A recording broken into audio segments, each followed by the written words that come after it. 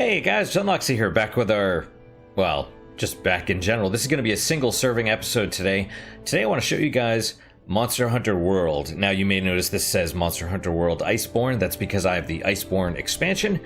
But what I want to do with this episode is more of a shorter episode, more like a review style with some gameplay. So let's go. So I am playing with controller, I'm playing on PC. This is for most major systems, but, you know, some people use keyboard and mouse on PC. I use a controller because it's a little bit easier for me. We have several options here, but we'll just go to Start Game. Now, before we start, though, I do want to talk about this quite a bit, because I do love this game. I have almost 600 hours into it, but it has problems. And it has problems, and because of that, I can't recommend it. Now, if you're interested, if you haven't played it before, if you're kind of interested, do your research, you know, watch this, think about it, because it is fun. But like I said, it does have its share of problems. So first off, you might notice normally, like below me and kind of around the image, I normally have some sort of background. Today is just black because I want to go as easy on the computer as I can, because this game, unfortunately, is extremely resource intensive. Not that it has to be. If you have a PC with a decent graphics card, like my computer is mid-range and has no problem running most games at like high to ultra high settings. The big drawback to Monster Hunter World is that there's 3 or 4 layers of DRM on it. You have your Denuvo, you have Steam, and then there's another 1 or 2 in there that Capcom added that no one's quite sure what it is exactly, but those are the ones that cause your CPU to run at about 90% constantly. Regardless of the graphics card, I've tried turning down the graphical settings, didn't actually change my CPU usage. That's when I looked into it, saw it had something to do with Windows Defender. I'm not sure, but now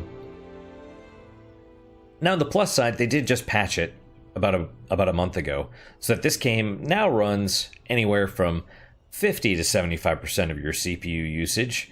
You know, most of the time, not all the time. I thought my computer was going to take off. It sounded like a jet engine going, but thankfully that's a little bit better.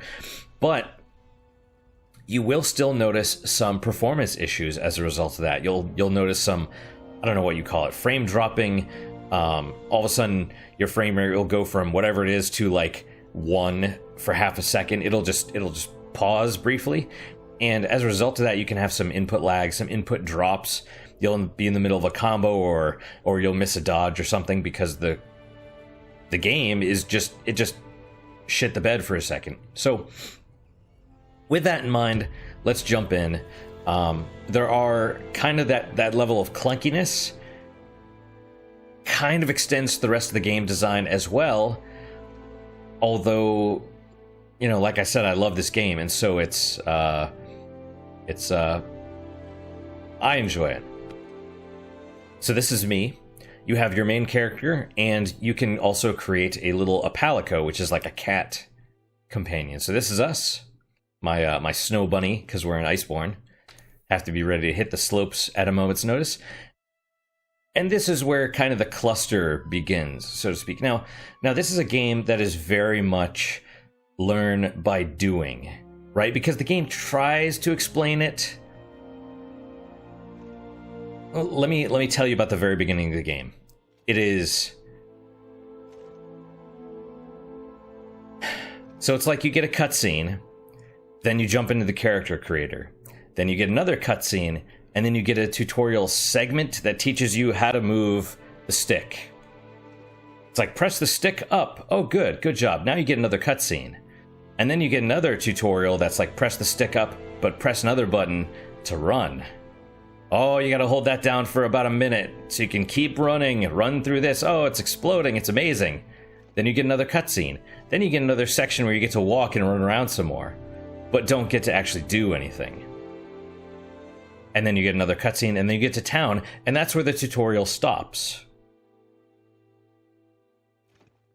Rather than an actual tutorial section, they kind of drip feed you the tutorial, but it's done in a super clunky way. It is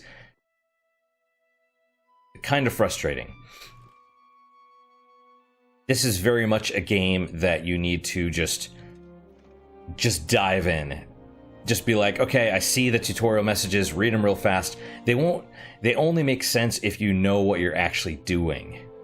Which is, they're written for people that already know how to play the game. So my recommendation, if you do play this, would be read the tutorial message, get whatever info you can, do whatever it is, and then go back and reread it for the info that you didn't understand the first time because you didn't have the context. So, online sessions, what are sessions? They're basically lobbies if you've played any multiplayer game before. We'll go search, it doesn't matter. Now, if you want, you can actually filter the search. There are, this is very much like an MMORPG. So you can filter the search by people that are looking to hunt a particular monster over and over again. There's the Kulvtroth. There's actually set pieces that are designed for up to 16 players. Well, 4 teams of 4. And you can join them through the filter search. You can find people that are looking for that, which is super helpful. But let's just matchmake. I don't care. We're going to start in Astera, which is the your starting place for your base Monster Hunter World game. It'll give you these tips, and these are actually really handy. You could left and right. Those are often more helpful than the tutorial messages themselves. And you'll notice a bunch of stuff here on the right-hand side. Very MMORPG. Wait till we get to the actual screen. Like, you could pull that up. Basically, the entire everything, all the edges of the screen are going to be covered. Try your best not to... It's overwhelming. It is overwhelming at first, especially, like, let's pull up our map. This is the town. You'll learn it. You'll learn by doing. This is our pig. Do we have a... Let's carry our pig. Your pig actually finds, if you pet him enough and he likes you. No, not right there. Okay, well, we'll set him down. He'll, like... Your pig finds items in the town. So, that's handy. Bounty. It said something about I need to claim a bounty. So we're going to be going through a ton of stuff. I'll try and talk about it, but I don't want to overwhelm you guys with information. So I'll just kind of gloss over more of it. Bounties are basically what they seem. You get extra little goodies. Basically, this is how you get all your upgrade spheres. It's the materials you need to upgrade your armor so that it's more defensive. It doesn't matter so much, although I typically go for whichever ones have the most. We'll do Flying Wyvern. Doesn't matter quite so much. Alright. So, first thing you want to do is eat. This is kind of your hub world, and we'll talk more about the multiplayer here in a second. Now, this might be your lobby. I'm in with one other person, but they don't actually exist in this world. There is a second part. Like, if you can see that ship up there with the... that's a ship with the flag, or with the sails all lit up. If you go up there, you can actually see other people, but only if they're in the same area that you are. It's kind of a mess. You want to do the multiplayer and you want to, like, join up with a buddy. Like, the reason I got this game in the first place is because there's multiplayer, and my brother and I wanted something to play through together, but you can't. Not like that. It's kind of a mess. But just, you know, a hint. This is your handler. She does the paperwork for your quests, basically. And since she's eating all the time, here comes Poogie. when Poogie is capable of finding items, before you go to Iceborne, you can drop Poogie off here, and about 50% of the time he'll find meal vouchers, which help guarantee you skills and bonuses from your meals. So that's helpful. We'll do this. Like I said, ton of information overload. I just pay with money every time because it doesn't matter. I have like 11 million Zenny, which, oh, it's nighttime. Zenny, right? It's Capcom. Zenny is from Mega Man Legends. Look at that moon. It's Earth's moon. Apparently Monster Hunter World takes place in the post-apocalyptic future of Earth. I don't know how.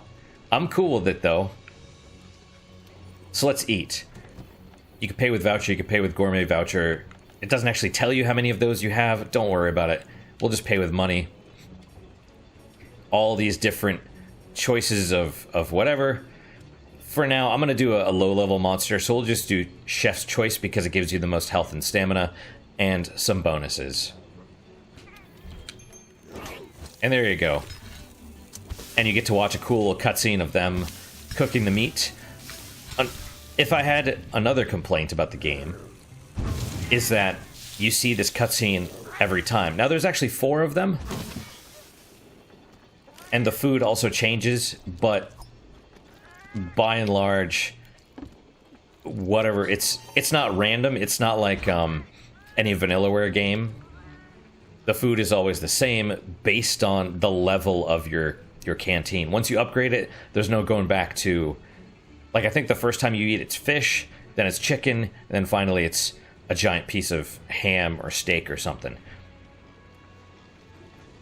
Like, I would actually like to see a different meal depending on which meal you actually pick. But whatever.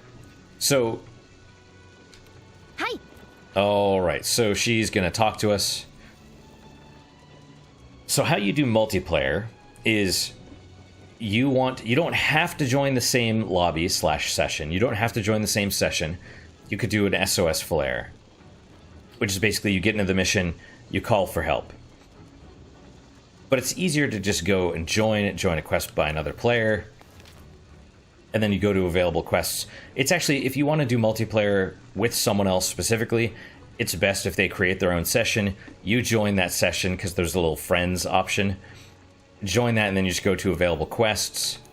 And, yeah. And then it would be in here, in this list. Now, we have to talk about that, and I realize, shit, I've been talking for like 10 minutes already. We'll get to the game here in a second. The multiplayer is basically mission only. So it's like one person starts the mission and then you join. Now, the big drawback is like the story-based missions. You can only join them if you've already completed it, or I think the kicker is the cutscenes. If neither of you have watched the cutscene at the beginning of it where the monster is revealed, you should both go and do that and then quit the mission. And then I think you can join as normal. But it's this weird thing. I don't understand it. But anyway. So we'll just post a new quest. Go investigations. I'm grinding Juratotis for a while. It's like a fish monster. I'm doing this because there's like these little crowns that you get for different monsters, come in different sizes. And if you get some on the smaller side, you get a small crown. If you get some on the bigger side, you get a big crown. Get crowns for all the monsters, you get an achievement. Most are in the middle. 99% of the time you fight the monster, they're going to be in the middle. You get to start, wherever. Like I said, don't worry. There's a ton of stuff going on. You will learn just by doing it, not by the little tutorials. The tutorials will give you some info, but not really. So, all right.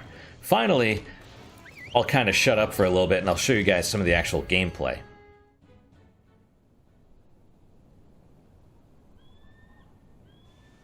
Now, if you're not actually familiar with Monster Hunter, the whole point of Monster Hunter is you fight monsters, kill them or capture them, get materials based off of them, and then use those materials like horns and teeth and skin to create weapons and armor, which you then use to hunt more powerful monsters. So my weapon is the gun lance. There's something like 14 different weapons. They all have different play styles, to the point where if you love the game and you're getting kind of bored of it, try switching a weapon because it is totally different. We're just going to run around picking some flowers and stuff. Now, all this stuff that I'm picking up that's glowing green here, you can actually use in crafting. And some of it... Oh, hang on. Yep. Some of it you won't use, like the needleberries right here. These are used for guns. There's guns in the game. 2 of them, actually. 2 different class of guns. Light and heavy. But yeah, you know, I picked up the gun lance. It's fun. You can, there's all these little animals running around. They also have crowns, by the way. But you can capture them and release them into your room as little pets. You can hunt those dinosaur-looking things. You can hunt them for food. And then, oh hey, let's join up with this guy. It's Mega Man. It literally is Mega Man. Look.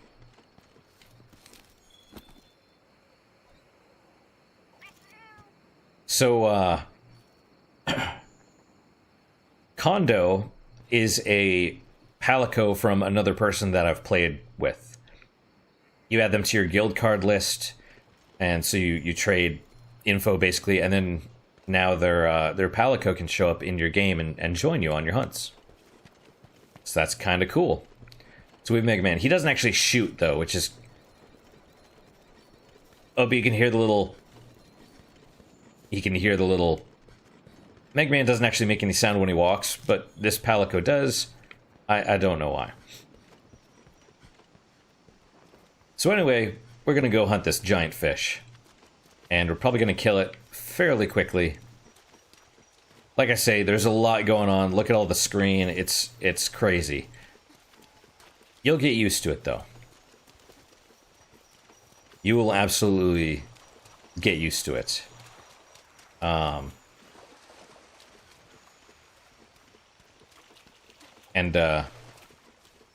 Yeah, you know, so all sorts of different stuff to do.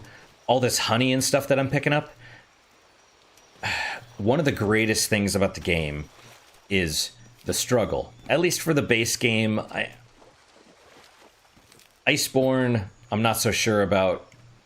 But there's nothing better than fighting a monster, you know, maybe being outclassed or just barely strong enough, and you have to, you know, keep running around collecting, like the honey and the herbs, you can mix them together and create a max potion. And that's the best thing. Like having to, like, just by the skin of your teeth, so to speak. There's the fish monster. It saw me. So you can just kind of watch it. Part of the thing is learning its attacks, right? So it's going to wander around. It's going to try and attack you. And it does its thing. Now, the interesting thing about the Juratotus is there's a couple monsters that will actually coat themselves in mud as armor. And you can actually use water moss. It's like that you can pick up. Oh, here we go. There's the angry pickle. You can use the water moss to, like, shoot at the mud and knock it off. Monsters will fight. They'll fight each other, but that guy, the Devil Joe, he's mad at me right now. My mission is to hunt the fish, but if Joe kills him, that works too. But what usually happens is they both end up getting pissed off at me.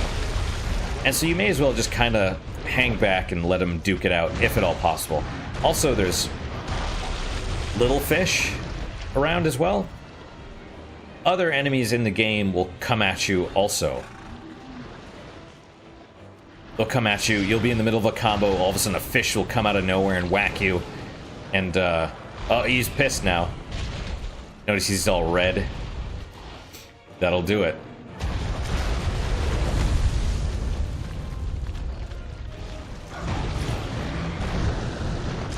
Something that I do love about the game is just how many details there are. Oh, yep, we got hit there a little bit. That's cool, though. Like, the water looks great. The insects look great. You know, the grass moves as you walk through it. All that stuff. I don't know if you actually get... I think you get wet. It's hard to tell. Okay, but... So both enemies are now no longer mad at me. They're going to run off and do their own thing.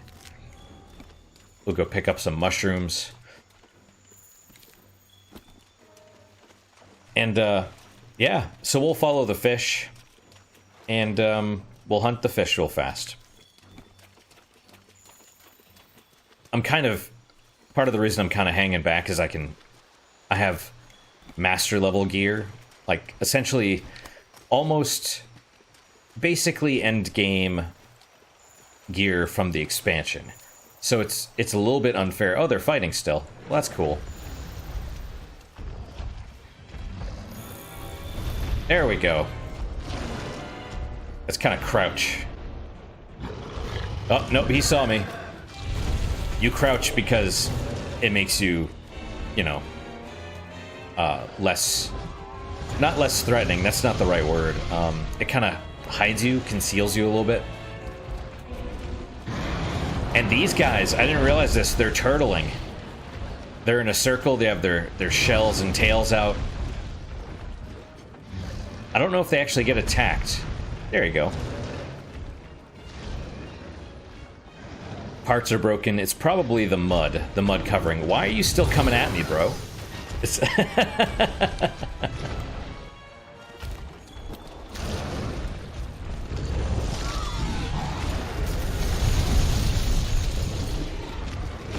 okay, well, let's start doing some damage. Ah, the fish is mad. So, I'm using the gun lance, which is kind of a, if you've ever played FF8, like Squall's Gunblade, this is like a bigger version of that, except this is actually made from that dude's older, angrier brother.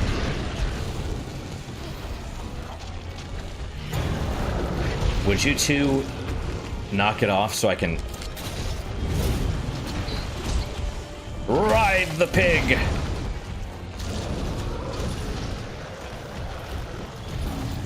So your palicos will actually fight with you.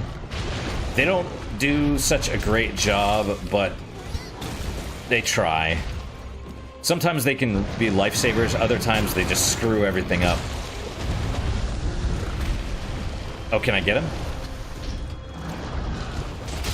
Yes! You can actually mount monsters. Oh, let's hang on. So obviously he's kind of pissed. He's trying to knock me off. You just hang on. Meanwhile, you just keep stabbing him. The goal is to basically kind of stun him, knock him over on his side. Yeehaw! Yeehaw! Alright, that kind of worked. It wasn't the greatest one, but it accomplished the goal, but... Excuse me, Mr. Joe. Right on. So one of the great things about the gun lance is you can actually... It's got like a little rocket stake. Like a little spike. And you can stab it into your enemy. And any explosions that you do, it'll also explode and cause extra damage. Which is great, because this thing is also a cannon.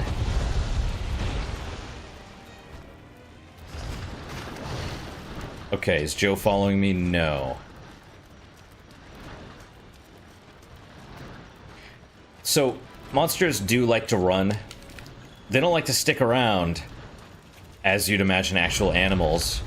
If they're outclassed, they will run. Oh crap, here comes Joe. Well.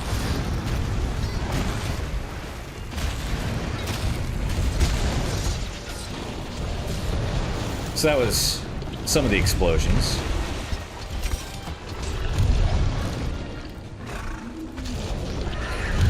If I could.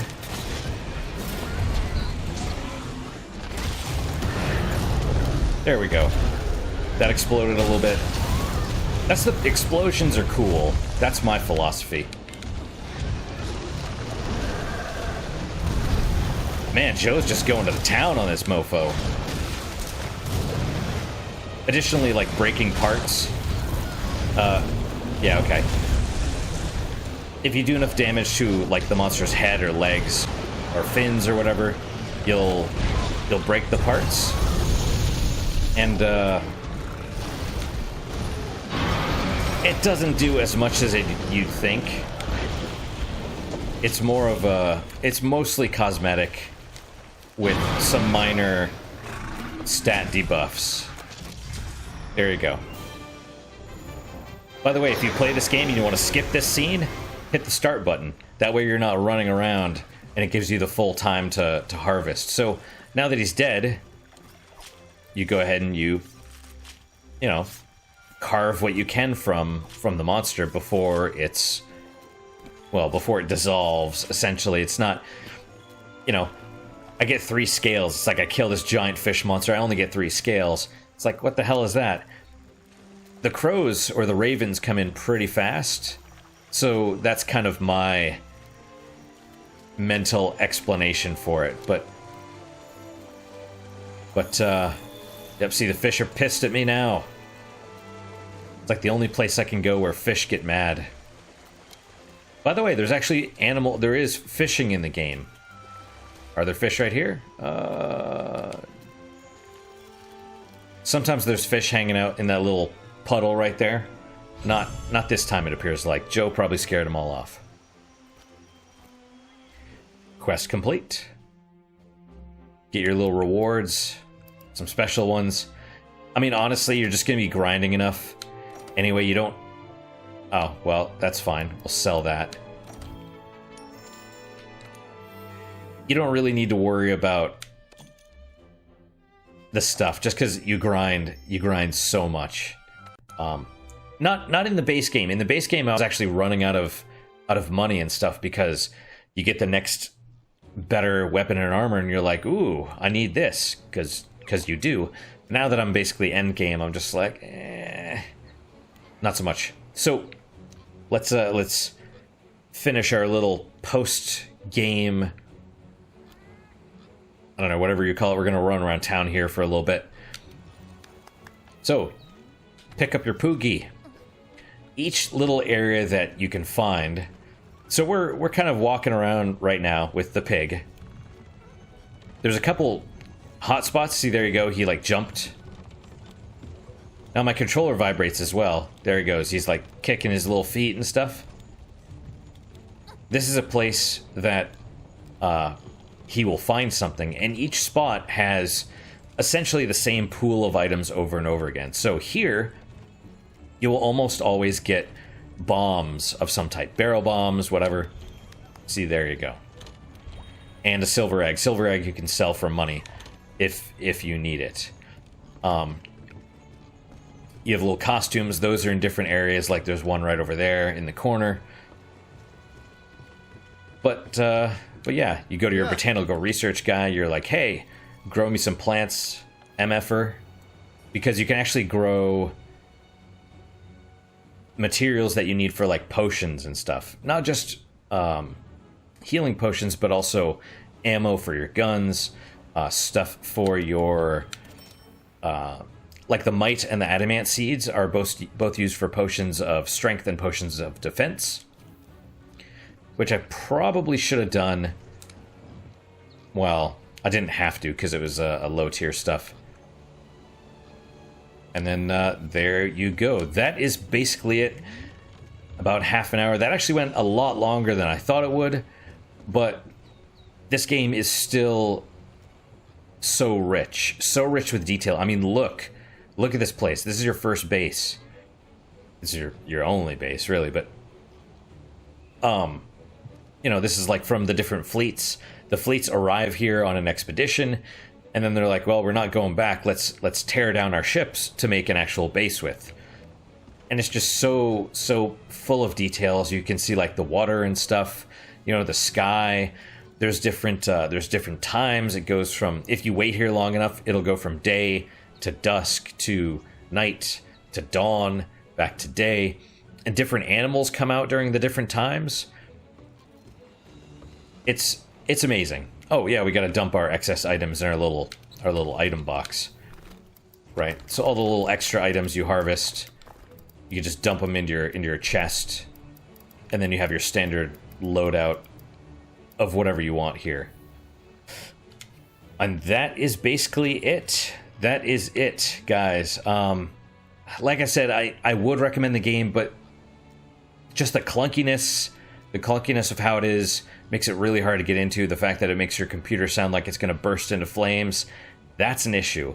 Hopefully, I didn't notice too many frame drops during this, but hopefully it appeared okay over here on the recording. If not, that is all I can do. I do hope you guys enjoyed this episode. I can't talk. Seriously, if you're on the fence about the game, you know, think about it.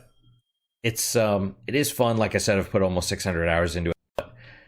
But the de novo and the other DRM and the clunkiness, you know. And then if you thought base Monster Hunter World had problems, Iceborne is even worse. So, yeah, I mean, you know, the base Monster Hunter World is like $30, maybe less if you get it on sale. I don't know. I could recommend it either way. I could be like, no, don't, because of these reasons, or yes, because it's fun. I don't know, but I hope you enjoyed it. I hope you learned something. I hope it's it's just hard to quantify, but hopefully this was something worth watching. Anyway, thank you guys so much for your time and attention. I really do appreciate it. I really hope you guys enjoyed this episode. I'm not going to do the unique positive moment because it's kind of a single serving thing, even though I probably should. But I do hope to see you guys next time.